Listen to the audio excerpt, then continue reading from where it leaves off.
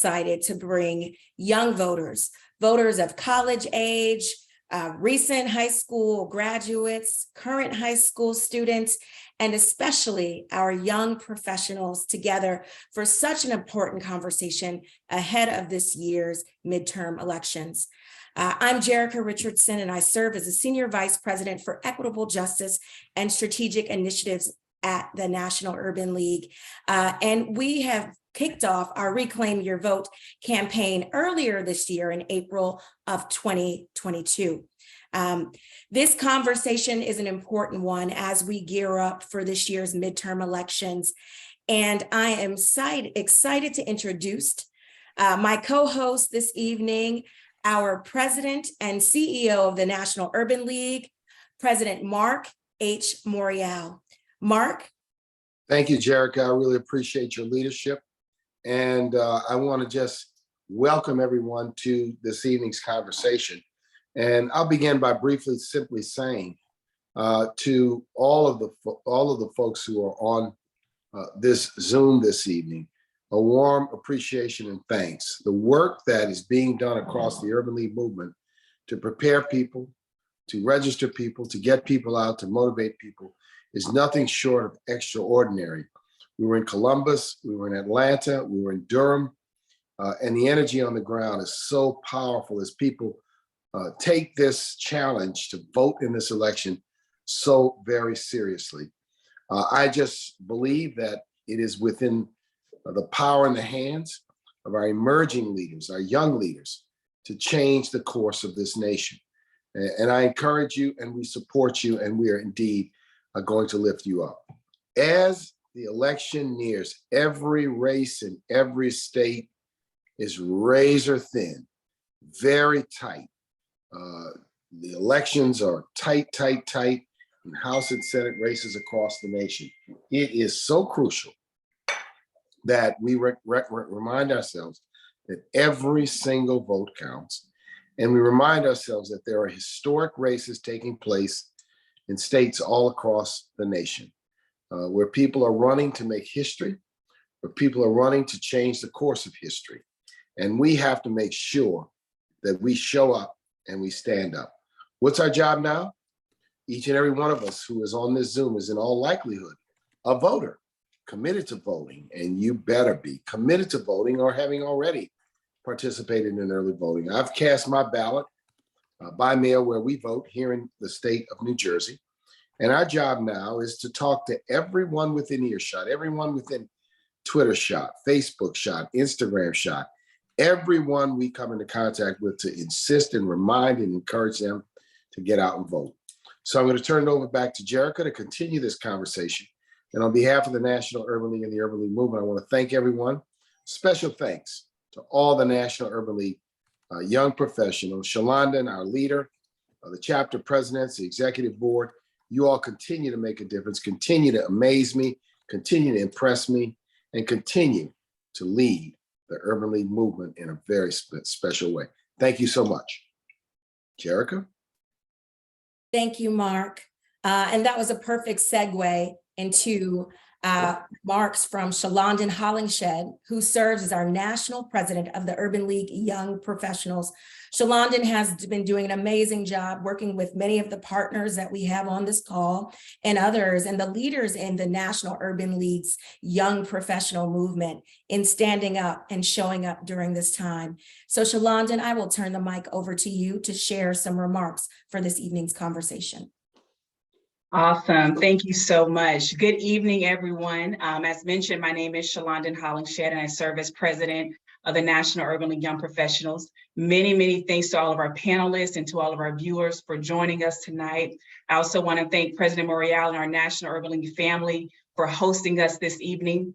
And I want to take a moment to acknowledge the National Urban League, because the National Urban League has created this young professional space that has allowed individuals like myself to grow and to learn and to engage civically. And when I think about my journey prior to joining the young professional space of the National Urban League, I wasn't very civically engaged, right? I wasn't voting in midterm elections. I wasn't voting down the ballot. I wasn't contacting my elected officials, telling them about the issues that are important to me and to my community and my community's needs. I wasn't doing any of that. And it wasn't until I got into this young professional space that I was surrounded by individuals who understood the value and the power of our voice and our vote that I really began to increase my engagement civically. And so I'm very thankful for the National Urban League for creating this space. And the reality is that this election season, we've got a lot on the line, right? A lot of freedoms to protect and a lot of freedoms to pursue. And it's really going to require us all coming together to get out the vote.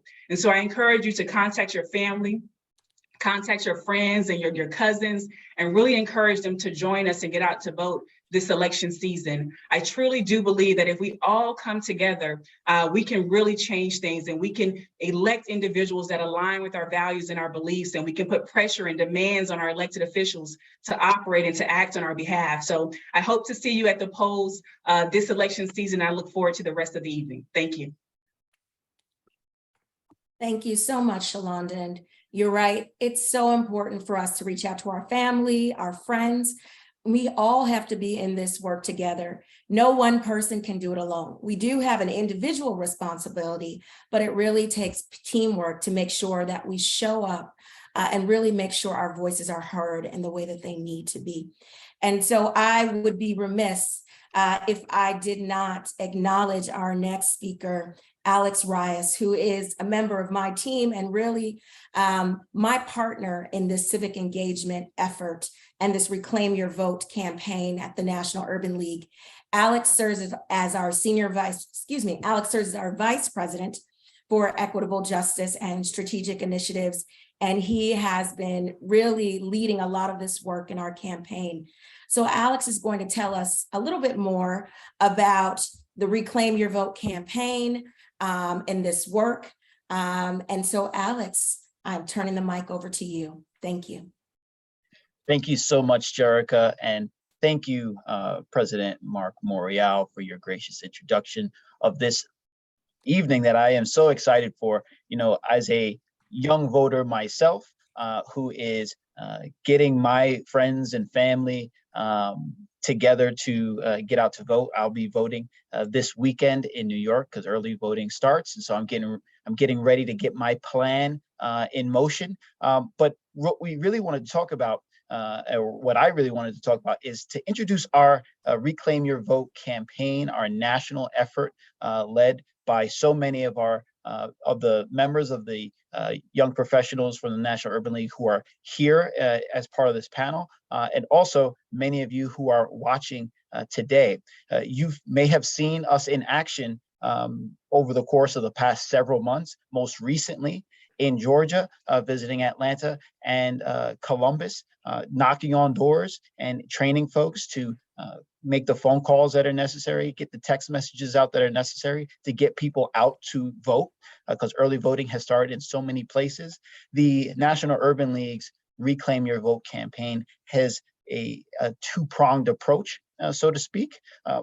From one angle, we are doing a wide campaign for earlier in the year, we were doing voter registration, and then moving on to voter education and vote planning, which is so important, especially when it comes to early voting and getting your vote casted early. And then finally, getting out the vote, ensuring that not only you vote, but your folks get out to vote, your friends, your colleagues. Then the second prong is a targeted ground campaign focusing on 6 key states in this election.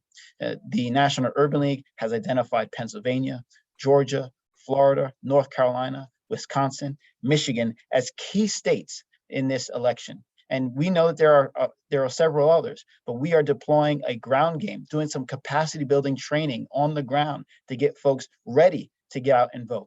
And then we're also doing that direct voter contact, that direct voter outreach. Beyond the phones, beyond the texts, we are reaching out to clergy, bringing folks together for conversations like this one, the barbershop talks, knocking on doors and speaking with real life people about the issues that matter most to them, and making sure that they're registered, that their status is updated so that they can get out to vote.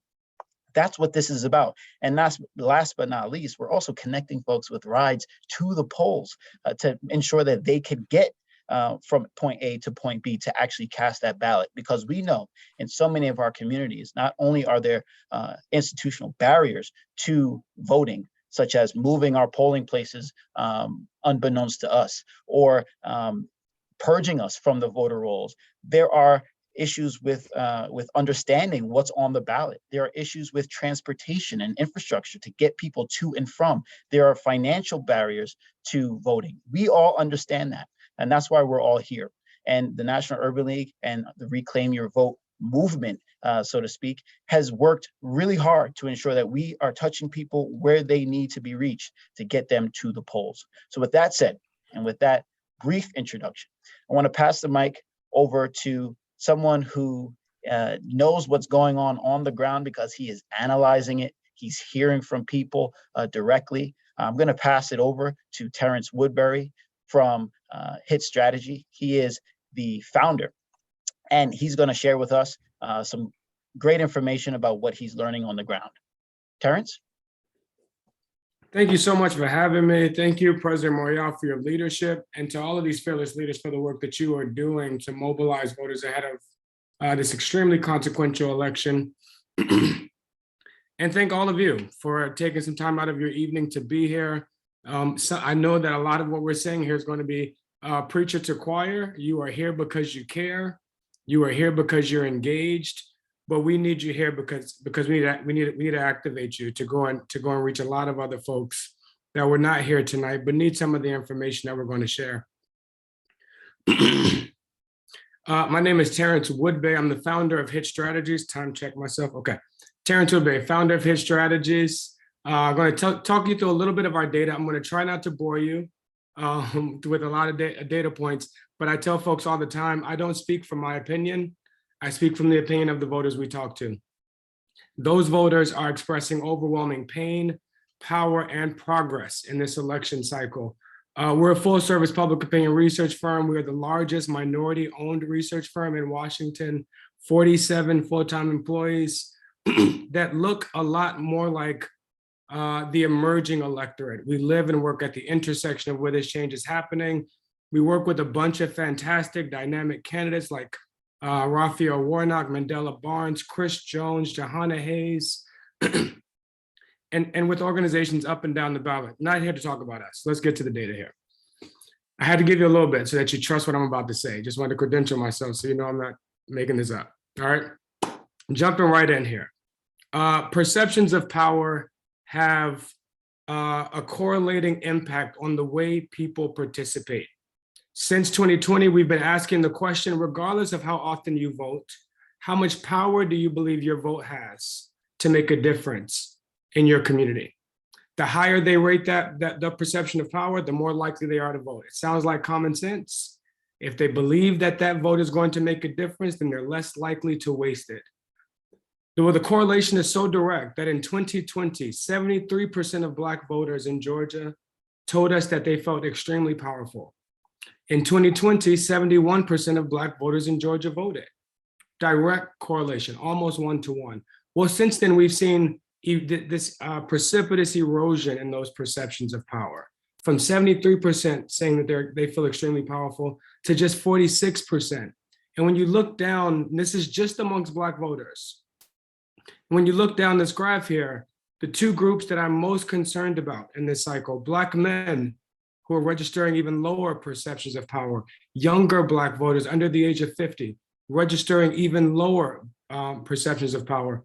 And when we ask them why this decline in power, it is often the same reason. It is because they don't feel like any progress has been made. They did all this voting, they did all this participating, and they haven't seen enough progress. So in fact, what I'm gonna do, if I can see the chat, can I see the chat? Only amongst panelists? Yeah, yep, just amongst panelists. Okay, I'm gonna ask you all to just drop this in the chat for me. Your most important issue, and on a scale of 0 to 10, how much progress you believe has been made on that issue. So you could say, voting rights, 0 to 10.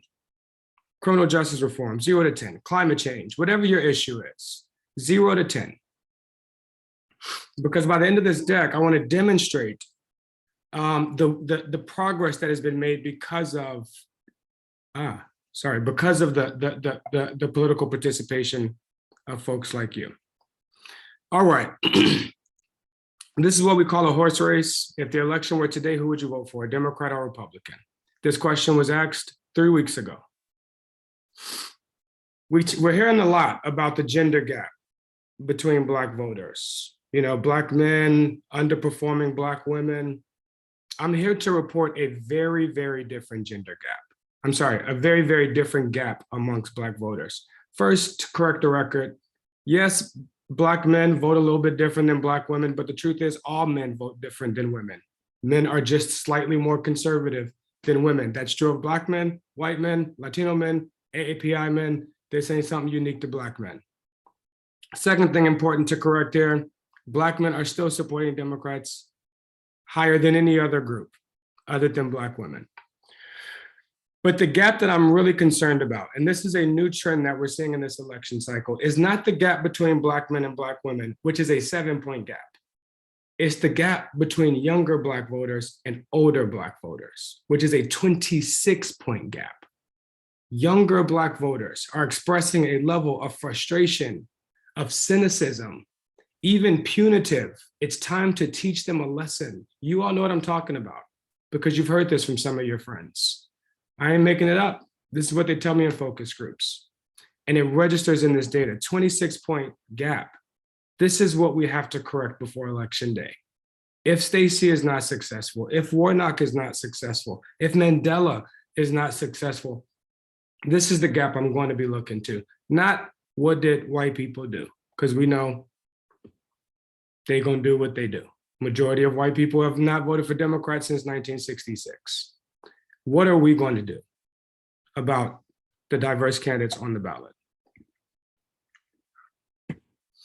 The good news is in the past couple of months, a lot of progress has been made and we've seen a bump, what I call the mood boost. There's been a slight mood boost here amongst Black voters. When we ask questions like, how satisfied are you with the direction of the country? We see a 10-point bounce amongst younger voters at the bottom, amongst Black women, 10-point bounce, younger Black voters, 5-point bounce, older Black voters, 10-point bounce. All of this really, really starting right around the summer when we saw the bounce in all of these metrics. Same thing happens when we look at Democratic approval. This bounce from young Black voters, only 60% approving of Democrats in Congress to now 77%, 17-point bounce. And finally, when we ask how likely are you to vote in the upcoming election, Black voters, contrary to what public discourse may say, Black voters are the most likely voters in the electorate, especially Black women, especially Black seniors, which is why you see me focusing on Black men and Black youth. We gotta meet that level of enthusiasm, meet that level of participation, because if we did, we would transform these elections. I'm gonna skip through this because I'm getting close to time and I gotta leave you all with the progress report. This is what I want you to leave with. Ooh, homecoming was this weekend and I seem to have left my voice at Morehouse, so bear with me here. The progress report. I wanna look at what some of the progress that you all say has been made here on issues like gun violence, 2, student loans, 6, equitable education, 5, gun violence, 0, reproductive rights, 0, police reform, 4, gun violence, 1, poverty, 3. I mean, this is what has been expressed to us by voters, that there's not been enough progress on the issues that matter to them. Well, I want to give you a little bit of a progress report here. Because of your votes, because of the overwhelming participation of voters of color in 2020 that flipped the Senate, held the House, changed the occupant in the White House, a tremendous amount of progress has been made, and this is what's going to close the gap. Contrary to what you're seeing on TV every day in political ads, beating the crap out of the other side is not going to boost our voters. They know that the other side sucks, and they're still choosing not to vote because they're asking the question, what have you done for me lately? Well, this is what's happening. On cost of living, Inflation Reduction Act, student debt relief, $20,000 forgiveness for Pell Grant recipients, 70% of which are people of color. The most robust, I saw gun safety there, a 4 out of 10. Well, this president and Democrats in Congress passed the most robust gun safety legislation in the history of the nation. Red flag program, expand background checks for people under 21, created federal penalties for gun trafficking. They beat the NRA, y'all. Democrats beat the NRA. Bill Clinton tried to pass this reform. Barack Obama tried to pass this reform. Joe Biden got it done. Abortion rights, we still got work to do to codify Roe. That's going to require 2 more senators, 2 more votes in the Senate. On jobs, he's created 10 million jobs, 9 million clean energy jobs through the Inflation Reduction Act. Particularly important to highlight for younger Black voters. Okay, here we go. Here's where I saw a lot of issues in the chat here. Police reform. This is where he's in fact made the most progress. And I know that there's frustration because they haven't passed the George Floyd executive order. But I was protesting with you all in 2020. I was in the street marching with you all. I know what we were marching for. I know what we were screaming for. I know what pain we felt when we all took to the street in 2020. And I'm here to report, because we protested and because we voted, the federal government prosecuted George Floyd and Breonna Taylor's murderers. Not Kentucky, not Ohio, the federal government, Merrick Garland's Justice Department. That would not have happened under Donald Trump's Justice Department. Joe Biden passed the George Floyd executive order that banned no-knock warrants, banned chokeholds. Remember, I was out there. I know what we were protesting for: to ban no-knock warrants, to ban chokeholds, to prosecute Breonna's murderer, to prosecute George Floyd's murderer, to establish a federal registry of police misconduct. Done, done, done, done, done. Not almost done, not about to be done, it's done. This Justice Department has launched more pattern and practice investigations into police misconduct than the last 3 presidents combined. In 2 years, one of those presidents included 8 years of Barack Obama. He has already investigated more police departments than the last 3 presidents combined. Decriminalize marijuana. That's not enough, because you can't just decriminalize if you don't expunge the records. He did both. This is for the person that said a 3 on criminal justice reform. This was our list of demands, y'all. We got it. On climate change, he's passed the biggest climate change legislation in the history of Earth. Not of America, the single largest investment to combat climate change in the history of the planet. On combating racism, when Joe Biden was elected president, Black Lives Matter was a terrorist organization. Today, the Proud Boys are a terrorist organization. He prosecuted that crazy white boy that walked into the grocery store and started shooting people because they were Black. The federal government prosecuted him. He passed anti-AAPI violence. He passed anti-lynching bill. He has the most diverse. This is how I believe that representation is a huge part of combating racism. The most diverse White House cabinet in the history of the nation.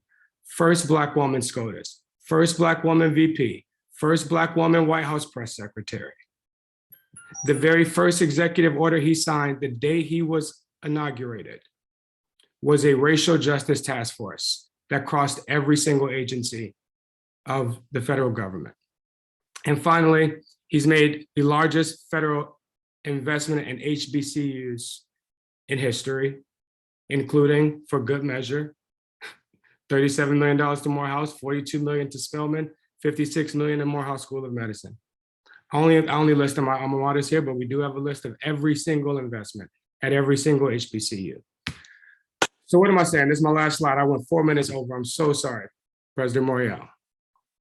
This is what I'm telling you all. The people that are not voting, it's not because they don't know that the other side sucks. They're not voting because they don't think that we're delivering. They're not voting because they don't believe that their votes have the power to make a difference in their lives. We are the heroes of this story. Because the people that aren't voting, they don't believe politicians. That's why they're not voting. We are the hero of this story. We must tell us how our votes are making our lives better. I'm going to drop this progress report in the chat, and I hope that you all will run and tell that. Thank you all so much. Wow, Terrence. I mean, there was so much that you shared there. I love that we are the heroes of our story. And, I think you did a good job considering that you were at Morehouse and Spellhouse's homecoming. I have to give a shout out to my Morehouse brother as a graduate of Spelman College. But Terrence, thank you so much for really, really diving deep and giving us some context and some background and sharing that data. I think it's really important when we have these conversations that we push back and separate the noise from what's fact and what's fiction. And I think you did an excellent job at doing that. And I look forward to hearing more in our discussion with many amazing leaders and organizers who are young voters themselves, who are out there doing the work, and then to hear directly from some of the folks on this call. With that, I want to turn this conversation over to Kawanza Billy. Kawanza Billy is a national member of our National Urban League Young Professionals, and she serves as the advocacy chair. Kawanza has been doing a great job in keeping us organized and motivated and doing the work. And I know she's been working in partnership with many of the organizations that are on this call this evening. So Kawanza, I'm going to turn the mic over to you so you can facilitate the next portion of tonight's conversation. Thank you. Thank you, Jerica. Good evening, everyone. My name is Kawanza Billy. As mentioned, I am the National Advocacy Chair for the National Urban League Young Professionals. I have the pleasure of having a conversation with some amazing leaders across organizations as we address the state of young voters. So I'm just going to take a moment just to let you all know who's in our virtual room, and then we're going to hear some remarks from them, and then we'll hop into a conversation. So first, I'm going to introduce Wisdom Cole, who is the National Director of the NAACP Youth and College Division. In his role, he serves more than 700 youth councils, high school chapters, and college chapters actively involved in the fight for civil rights. Next, I have Mary Pat Hector, who serves as the Program Strategist for RISE, Inc., who is a graduate of Spelman College and current grad student at Georgia State University. And Mary Pat has been organizing since she was 12, and I feel you, sis. We have Folly V. Dozie, who serves as the Youth and College Director of the National Action Network, who is a junior business major at Morehouse College. And we just heard from Terrence Woodbury, but we're going to hear from him again. He is the founding partner and the chief executive officer of HIT Strategies, who focuses on people of color, millennials, who have became the driving force behind rapidly evolving consumer and election trends. Let's open up with, we can go ahead and start with Folly V, if you would like to start by giving some remarks. Yes, hello everyone. First of all, I want to thank this amazing opportunity. I was actually able to meet a bunch of folks from Urban League because you were here at our homecoming, and it was also my first homecoming, so I was very excited and everything. But when it comes to voting, my focus really has been getting a lot of the newer, younger voters to come out. I remember the first time I went to vote.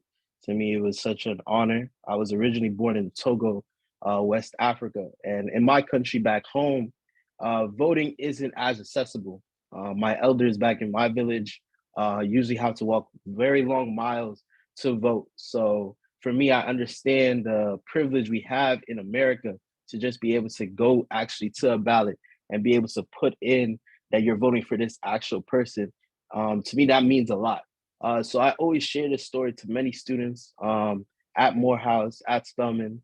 Those are our two biggest NAN chapters, our collegiate chapters.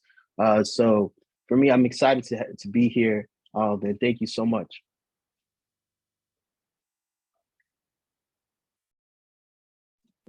Thank you. And we're going to bump it to Wisdom. Good evening, everybody. So great to be here with you all.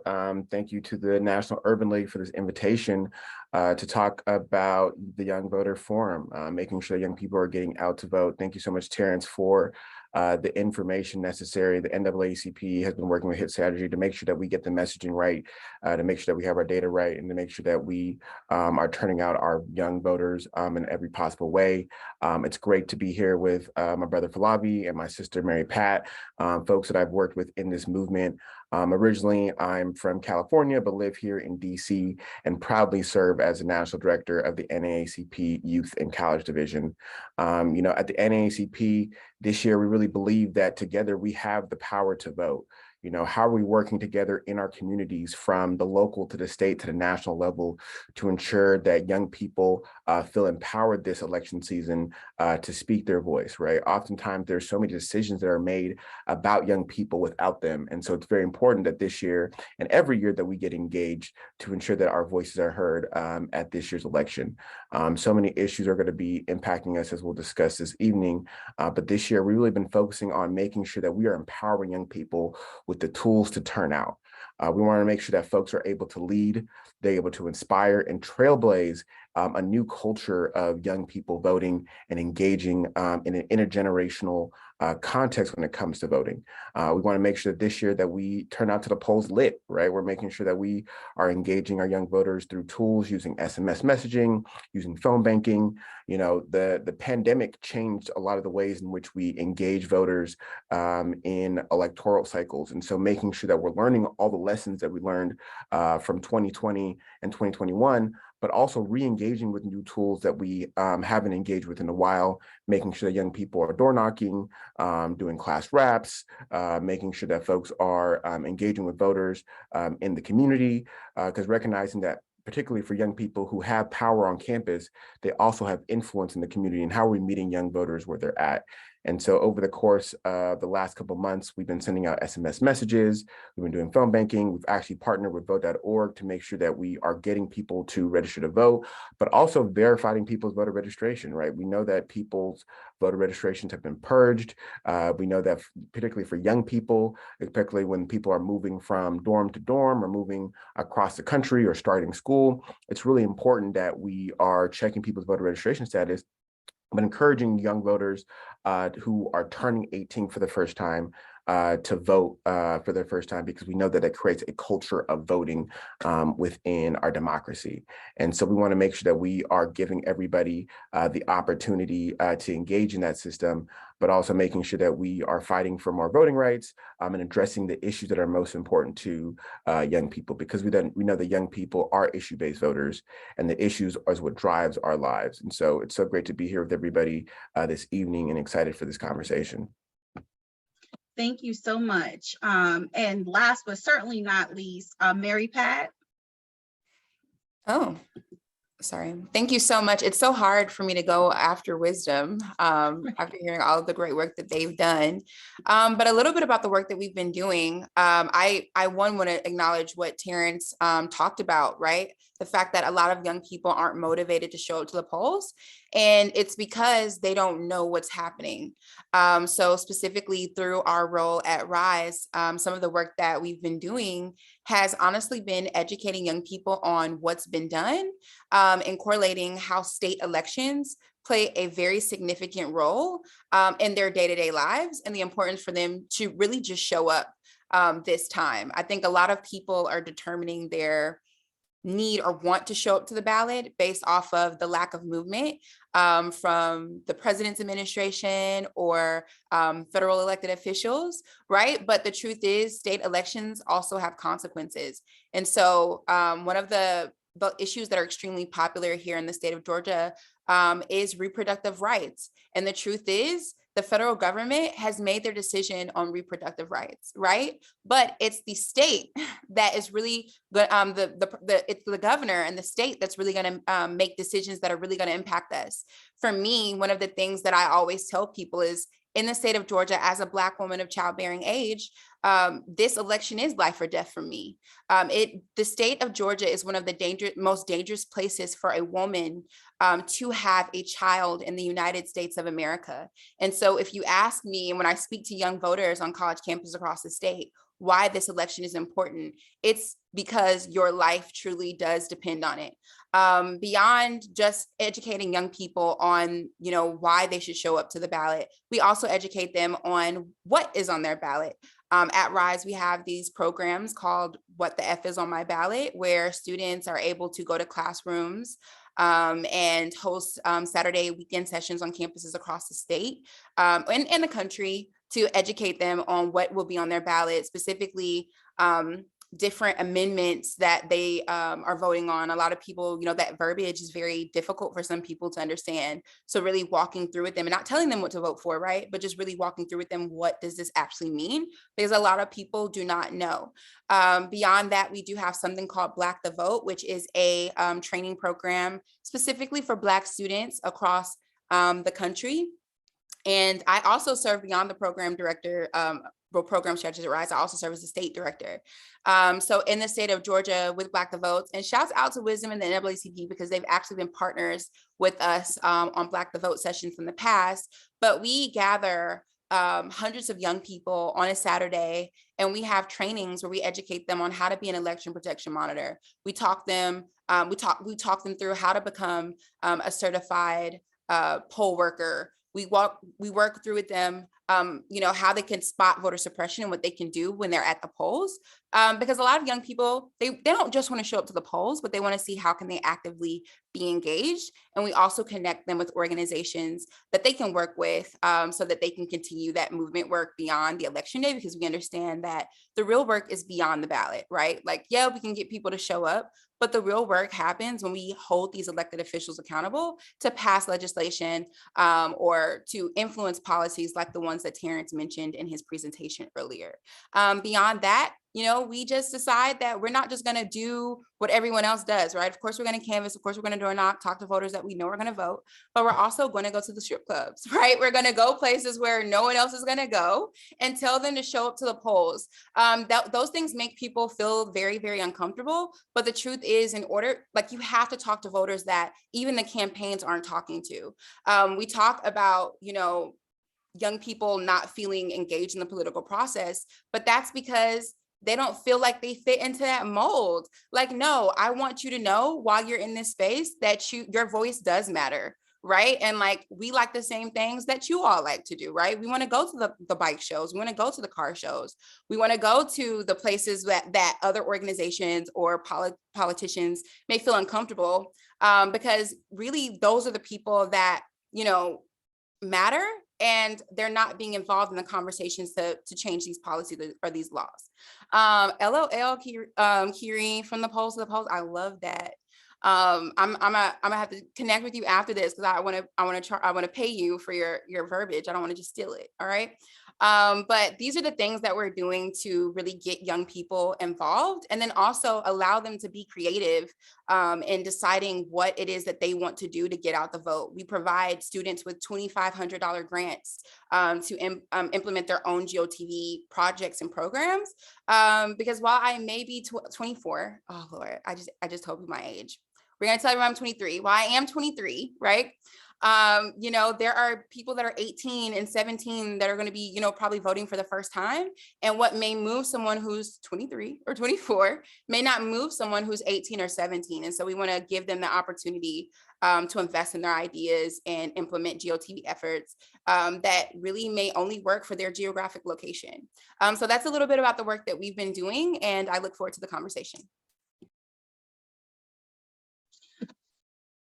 Thank you. That you all answered like several of my conversations already, which is my questions, which will allow us to just jump into the conversation. And I just text my team, y'all keep me honest with time, because if you know me, I love to talk, and this is like one of my favorite topics. So definitely keep me on time. So I'm actually going to jump into it because we did speak about some of the issue areas that young people are concerned about, and what you all in your organizations are doing about it. But can we quickly talk about some of the barriers for young people, some of the barriers they may be facing, and what you've seen in your experience, and how can younger voters overcome these barriers? And anyone who is passionate can jump in. Or I can also shoot out.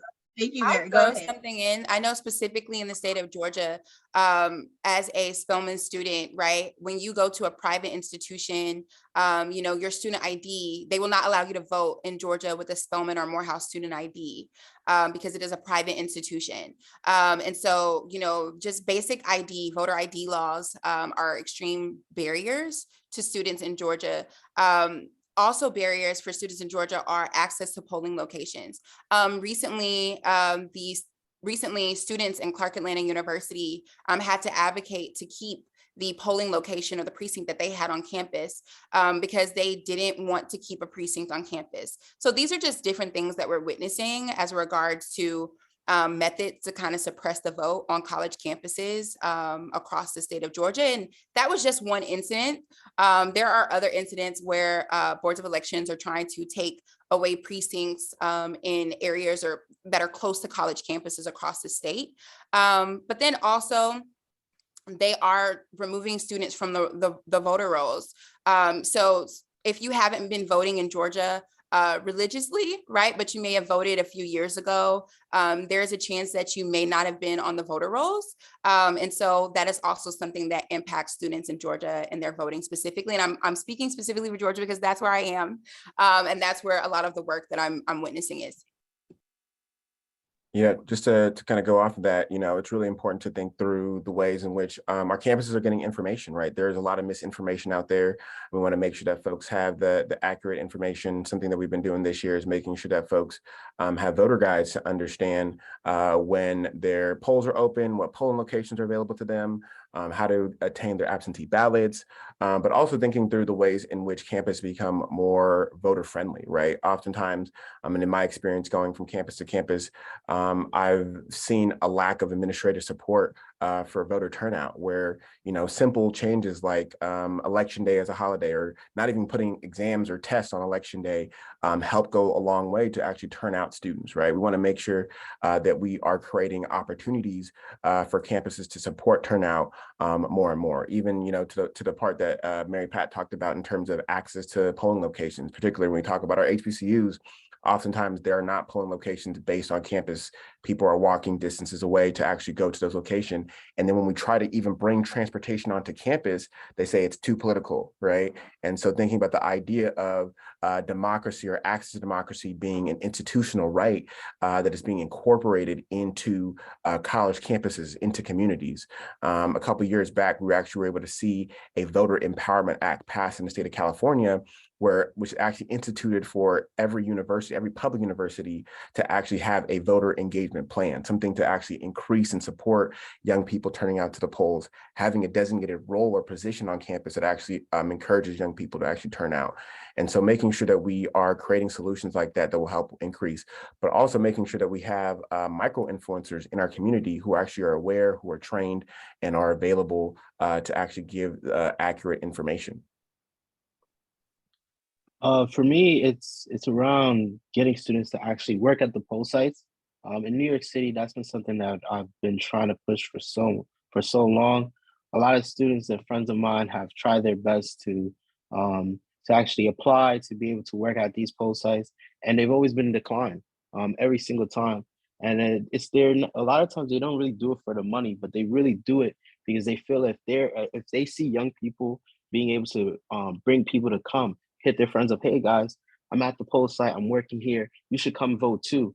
That's a lot of things we've been trying to push, but a lot of the get back is those positions are for adults who really understand the voting process, the whole system of how to do it. And I feel like young people are just equipped and intelligent enough to be at a polling site, to work there. Another issue I've been facing a lot is just the education behind it. Just every day there's always a different conversation I'm having at my campus at Morehouse, talking to students like, hey, like, what do you feel about this? What is your objective about that? Why don't you voice your opinion? Let's have a conversation and just talk about it.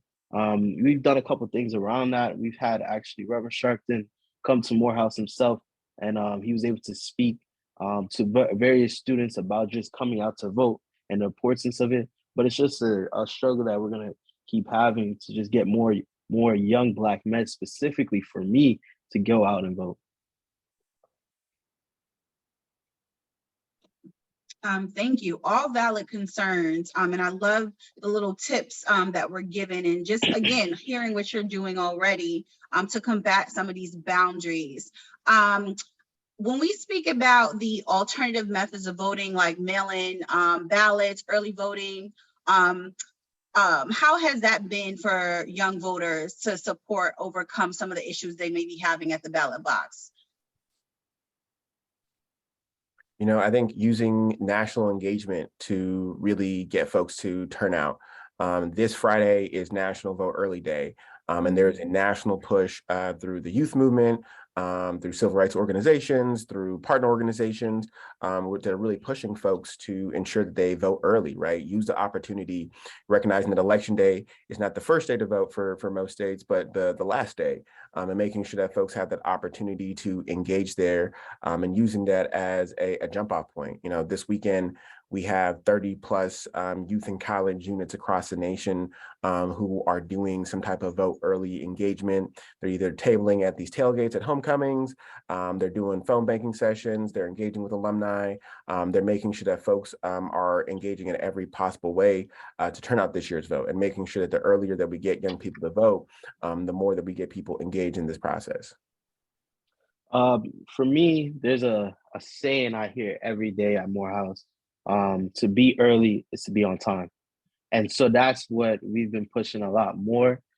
We also have a chapter at Howard that we've been working on, and even getting the students down there to come out and get ready for what's happening in DC. But Georgia specifically is just been getting as many students as we can. Our social media, we've been trying to push as much as possible, just to, posting every day from not only from just NAM, but reposting stuff from NAACP, reposting stuff from Urban League, seeing those contests and what they're saying. If we're all for the same thing, and posting and just showing people this is what everybody's saying. Everybody's saying come out and vote, but come out early. And I'm telling everyone, to be early is to be on time, to do the same thing when it comes to voting. I think it was so interesting when you mentioned, like, what about absentee ballots and different things like that. And as we've seen in 2020, that was very, very helpful when it came to getting out the student vote. But there were a lot of people that made the decision for us that was never going to happen again due to some voter suppression legislation that many states like Georgia put into place. So to combat that, we have been getting party buses across the country at Rise, like doing rides to the polls for students to make it a good time, to really push them to show up to the polls. Other things that we've done is we've actually gotten 70,000 college students across the country to commit and make a pledge to vote. So this past week and leading up until Election Day, we are contacting every single student that we've reached out to at least 2 times, but the goal is 3. But we're reaching out to all of those 70,000 college students to ask them, hey, did you make it to the polls yet? Do you need a ride to the polls? Like, do you want to jump on our party bus? Just to make sure that they actually have the opportunity to show up. And like you said, to show up early. That's the goal. Thank you. I love that party bus idea. And I know we have some YPs in the chat. Jot that down. We still have time for vote coming, okay? So a question from the chat. I'm actually going to remix this a little bit. And I know Mary Pat, you mentioned something about this when you gave your remarks. But is there more effort, or is it more effective to discuss who is on the ballot versus what is on the ballot? Is one a more winning strategy, or is it value to talk about both the candidates and the issues? I think those things are interchangeable. And when I say that, because a lot of people aren't impressed, like, I love this generation because we're not impressed by the candidates. We're not impressed by the clout. We're more impressed with, okay, what have you actually done for the people? What are you saying? And just know we're about to hold you accountable. So I love this generation because I think it's important to know who's on your ballot, in the sense that we need to know this information when we go into the rooms. And so we have a tool called Rise.Vote where we're able to make a voter plan and actually share that voter plan. So I'm not sure if y'all are like me, but I have friends that are like, girl, what should I vote for? Like, I'm confused. And I'm like, this is what is on, this is what I'm voting for. This is who I'm voting for, so that they have that information, right? But also it's important to know what amendments or pieces of legislation will be on your ballot. I'll give you an example. There was in Florida where, people in Florida had the opportunity to make the decision on whether or not felons should vote and to have the right to vote in Florida, or should not have the right to vote in Florida. They made their decision. They made a great decision, right? But then, right, there were a lot of people who didn't know what really that legislation entailed. It did not mean that all felons had the right to vote in Georgia, right? And so sadly, we see a voter suppression tactic happening in Florida, where they've publicized the videos of citizens who thought that they had the right to vote because they were felons and are now being arrested. I think that was a voter suppression tactic on behalf of politicians and elected officials in the state of Florida to get those individuals not to vote. But that's why it's important to know what is on your ballot before you show up. So I think what and who is extremely important. Yes, so I think that's interchangeable, but I'll leave it open for anyone else. Yeah, when I think about what typically happens before an election, 2-3 weeks before, we see politicians come into our community vying for our vote. And this year I've really been emphasizing, you can't just come into our community with all these promises. What is your actual plan? What is the actual policy? Making sure that there's clear, distinguishable things. What are you going to do day one? Because day one, I'm gonna meet you at your office and be like, what's up? We want to make sure, again, that folks are accountable to the needs that are happening, right? We recognize that, politicians have made multiple promises year after year after year, and we've seen those things not come through. And then again, when we do see them come through, we see attacks on them, such as, what's happened around student debt cancellation. And so again, this is another opportunity for us to flex our power, for us to say what needs to happen, and ensure that the people who are going to make the right decision are in the places to do that. And so we want to make sure that we are thinking about the people, but what are the policies and plans that have in place to ensure that happens?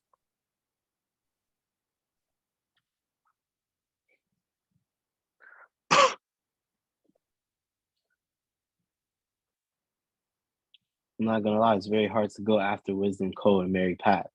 But I will say this is what I always tell every student or every young person before why I vote. I tell them the story of one of, like I said earlier in the intro, of one of the elders back in my village, who literally walks every time when there's time to vote back in Togo, who walks miles. And when I mean miles, like about 5 miles every time to go vote. And for me to be able to see an elder back home, and be honest, to be very honest, the voting system in Togo is not the best. It's not a true democracy. You vote every year, we get the same person every time. But for me to see someone who just does it because at least for them it feels like you're doing something, that's what pushes me. The fact that I'm in America now, I'm very fortunate to the fact that this vote is how I can express my concerns, how I can express the problems that are specifically facing me. That's what I tell people first. It's the fact that this is one way of actually expressing yourself.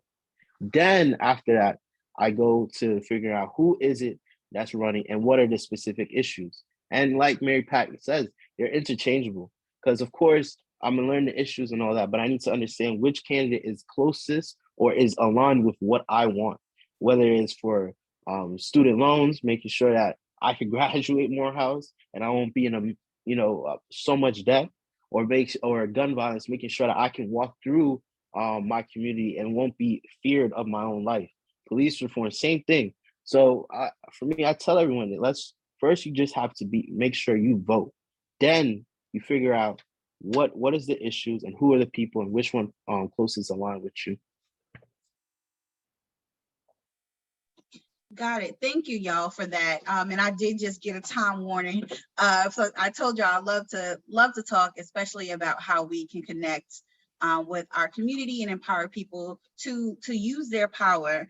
And something we're working on with YPs are, voting is part of your civic duty. It's part of civic engagement. And we talk about accountability all the time. So knowing what's on the ballot, hearing people's plan and understand what they say they're going to do about these things, voting them in, now you have a whole checklist of what are you holding these folks accountable for? What did they promise you? So I do also agree that it's who and it's what as well. So with my time check, I'm going to go ahead and wrap this up and ask you all for 1 to 2 things that you would like young voters to know, especially new young voters. So anything, 1 or 2 things you want young voters to walk away with after our conversation. And we can start with Mary Pat. Yes, y'all. I never take the opportunity. I've always been the young person will waste the opportunity. I've always been the young person that worked in political campaigns, that work with these amazing leaders in the field to do the work. So every time I get in these rooms, I tell these young people that y'all are who we're waiting for. A lot of young people are not enthusiastic about the candidates, and it's because they're not on the ballot. So one thing that I would love to tell y'all today is don't be afraid to put yourself out there. Please run for office. You are who we are waiting for. And that's it. Oh, and please encourage as many people as you can in your community to show up to the polls, but that's what you all are doing every day. So I'm pretty much preaching to the choir at this point.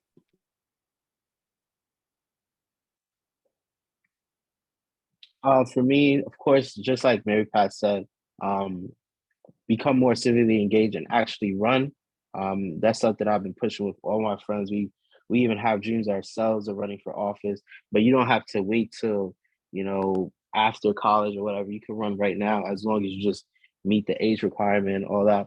But also don't be afraid to also join organizations like ours, NAACP, National Action Network, create chapters at your college, because it not only is going to help you get more people to get out and vote, but you're joining organizations that are doing amazing work across the country. And it's great. To me, I'm always about coalition and working together. And I feel like joining bigger groups that's been doing the work and you adding on makes everything better. And of course, go out and vote. Look, everybody said it right. The power is in our hand. As Terrence talked about the data, right? It's about young people turning out to vote this year, and making sure that young people are empowered and have every opportunity to exercise that power. Something that we talk about at the NAACP all the time is the power of 5, right? Can you make sure that 5 people get to the polls? Can you make sure that 5 people turn out? Can you make sure that 5 people are informed about what's on the ballot? Taking your power as a local influencer, as a micro influencer, as somebody who has an impact on people in your local community, right? Voting is a family affair. It's about relationships. It's about the people that you know in your community. The work that you do on the ground each and every single day is what's important to making sure that we turn out this year. And so it's going to take all of us, not just some of us, to ensure that we see a difference happen in this year's election. Thank you again to our panelists. Continue your work, continue to get out the vote. And I know and I trust that this work goes beyond elections, and I can't wait to be in coalition with you now and until we get our rights, So I'm going to pass it back to Jerica to help close us out. Have a good evening, everyone. Thank you, Kwanzaa, and thank you to our panelists. It was such a great conversation. Honestly, I wish I had the opportunity to be on a call like this and with leaders like this when I was an 18-year-old freshman voting for the first time. So, many of the barriers and challenges, but also the insight and advice that you gave us was so important. And I hope that our viewers, and the folks that have tuned in, share that information. It's important. Information and knowledge is power, y'all. And we got to do what we can to continue to encourage our friends and others really to show up and make sure that they have the information they need to be successful at the ballot box. And so with that, I would love to turn the floor over to Khalil Thompson. Khalil is not only the senior advisor for the National Urban League on our civic engagement program, but he is the campaign manager for our Reclaim Your Vote campaign. Khalil has a wealth of knowledge and information, but I want to make sure that we wrap this conversation with a call to action and that we give you all some information that you can actually use and share as we move forward and as we head towards Election Day. Khalil? Thank you, Jerica. Thank you to the National Urban League. Thank you to our panelists who were on earlier. It was a rousing conversation. I am going to make sure that Kwanzaa gets credit for a vote coming in 2023 and beyond from there. But if you have a second, please go into the chat or take out your phones right now. I'm sure many of us have them with you. If you can text VOTE, V-O-T-E, again, text VOTE, V-O-T-E to 69866. Again, text VOTE, V-O-T-E to 69866. Thank you to Tara and team on our marketing communications for putting that in the chat. It's VOTE to 69866 to engage with us so we can share more information with you and follow up with you. If you have not had a chance, please revisit reclaimyourvote.org. We have a wealth of knowledge in there where we've been registering voters, sharing information. You can see our organizing managers that are on the ground in 17 of our affiliate cities, working with our affiliates and working with our young professionals in those affiliate cities to get volunteers out, not only to canvass, but to knock on doors, to send text messages. Right now, the program here at the National Urban League is rapidly approaching 1 million text messages that we've sent. I think to date, we've sent over 600,000 text messages where we've had one organizing manager, and shouting out Palm Beach, Urban League of Palm Beach County, Sharon, our organizer down there, has sent out over 100,000 herself. So really quickly reminding everyone, Election Day is on November 8th. If you have not already made a plan to go vote, if you have not voted early, you still have time. We are a diaspora of people that we serve here at the National Urban League. We want to make sure that you do not get amnesia. We do not forget what happened not only to George Floyd, Breonna Taylor, and unfortunately a host of others that have come before us to allow us this opportunity to convene here tonight and to be able to go out and vote freely. This is a job application for those who are wanting to serve us in office. We have the right and the ability to reject that application or continue it on. The power is yours. On November 8th, that is the final day that you have to either accept it or reject it. Please do so. I take my daughter, who is 5 years old, to go vote with me every single time we have a chance to vote. And it's not just about 2022 and the odd years. We want you to show up and vote in 2023 when it's your municipal election, your county elections. We do not care that it's just about the federal elections, but show up to your school board meetings, show up to your zoning board meetings, participate civically at all levels of government and all levels and places in your community that you can. So please make sure you go out and vote on November 8th. Make sure you participate with our organizing managers. Visit reclaimyourvote.org, text VOTE, V-O-T-E, to 69866. And taking some lessons from this weekend from our national president and CEO, Mark H. Morial. We were at St. Joseph's AME Church in Durham. And I will channel Pastor Augustine and also my pastor, Reverend Howard John Wesley of Alfred Street Baptist Church. I am not going to demean your intelligence by telling you who to vote for. Obviously, we can't do that as a 501c3 organization. I have my own folks that I would vote for, but it is just so important that you take this opportunity to, again, hold these people accountable. Take this job application seriously that they are giving you, and either vote them in or vote them out, or yourself, as Kwanzaa said, and I think Mary Pat said, step up to run for office to take on this mantle. Jerica and others, thank you so much for this opportunity. We're really, really excited for what our teams have been working on, and I kick it back over to you. Thanks so much, Khalil. And thank you for leading this effort. It's so important. We have our marching orders now. I mean, you all laid it out I can't imagine anyone being on this call and not leaving with something important that they can share. And so with that, I do want to turn the floor back over to our President and CEO, Mark H. Morial, to just give us some closing remarks. Thank you to everyone who was tuned in. Thank you to all of our amazing leaders and organizers and partners in this movement. Mark? Thank you very much, Jerica. And let me thank you and the entire Reclaim Your Vote team, all of the guests who joined us tonight, for the powerful inspiration, the insight, and obviously the hard work that's taking place all across the nation. I'm truly moved and motivated by this. I just want to reflect for a minute, if you'll give me a minute. I first ran for public office, or ran for office, when I ran to be a delegate to the Democratic National Convention at 25 years old, just out of law school, as a Jesse Jackson delegate. And that candidacy by Jesse Jackson was an outsider candidacy, which was designed to challenge the then political status quo in the Democratic Party. I was successful in that election and got an opportunity to represent Reverend Jackson as a part of the Louisiana delegation at the convention in 1984 in San Francisco. 4 years later, Reverend Jackson ran again, and I was proud for a second time to serve as a Jackson delegate to the Democratic Convention.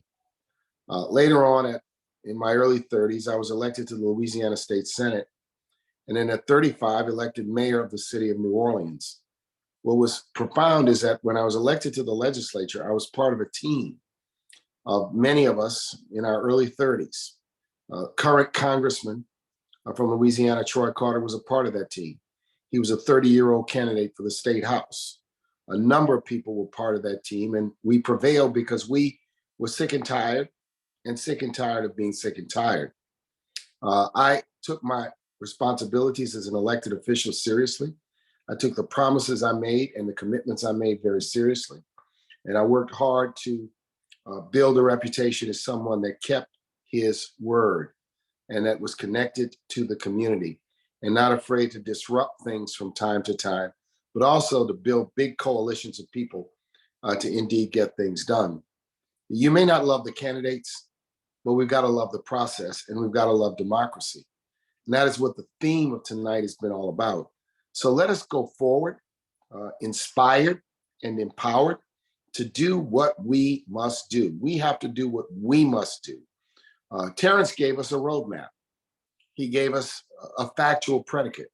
He reminded us, and in my sermon at St. Joseph's AME Church this past Sunday, I talked about amnesia and forgetfulness, channeling the book of Matthew, chapter 16, and not to re-give the sermon, but it is really important. Part of voter education is to confront myths and misinformation. There is an effort underway now, just like in 2016, to confuse Black people, to confuse young people, to play psychological games. Watch the negative text and the negative digital campaign that's going to spring forth over the next 10 days, targeted at African-American men and young African-American voters that will simply say, it isn't worth it to vote. And these texts will be disguised, these digital ads will be disguised as coming from sources that you respect. So we have to be on guard and aware going forward, not to fall for the okie doke, not to be tricked and bamboozled, not to have our head faked out of position as we focus on what we must do. We know what we must do. So let us reclaim our vote and let us move forward and let us do our job.